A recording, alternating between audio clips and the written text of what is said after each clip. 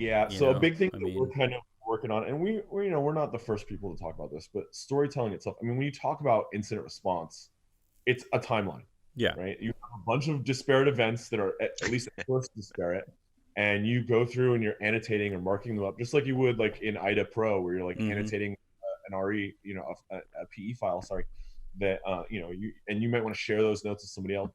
And so, like, the whole notion of a story is you have multiple analysts that are kind of adding events to a timeline to tell like an overarching coherent storyline of this is the first point of compromise, this is the lateral movement, this is the data exfiltration, or more ideally, this is the data, the compromise prevention.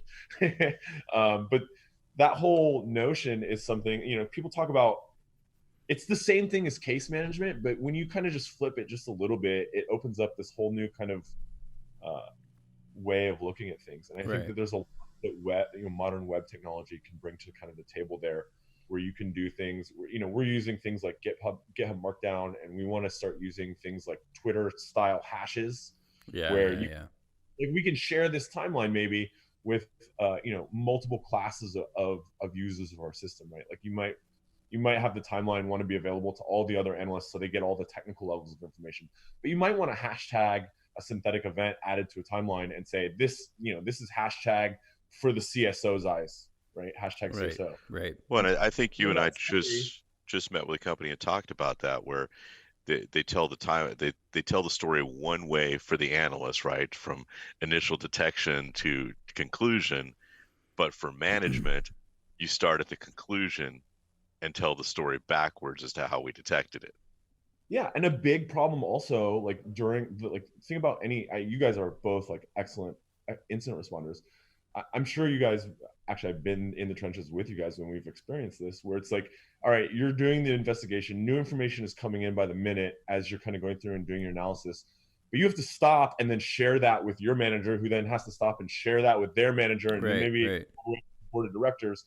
That whole workflow is something that I think it's ripe for innovation right there. And so, kind of using That's a good reminder. I made a whole graph of that workflow that we did with this super long investigation, I guess a few years ago now.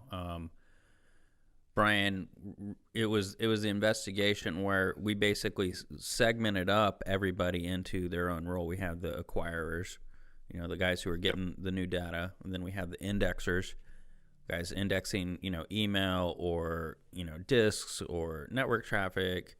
And then the data exploitation phase, which was, okay, we need to start going through for context on this. And then the next phase was what I called the gold digger phase. That was basically Brian and I at the very top end looking at like the things that we had the most context on that then could push requirements back down and then push requirements back up, where it was just a daily report at the end where we would put 5 or 6 bullet points in for the client at the end of the day and just shove it out.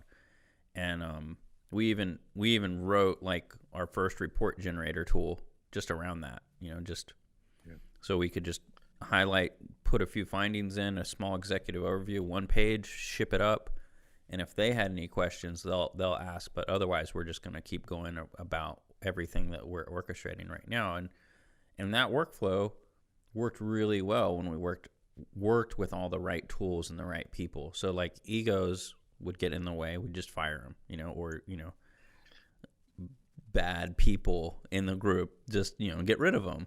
And bad tools, get rid of the bad tools. And by the end of about a year and a half, man, I think we had over like 90 tags of evidence in that case or something. Oh yeah, there was an extreme amount of data there. And I don't even know how many terabytes of data, Ridiculous.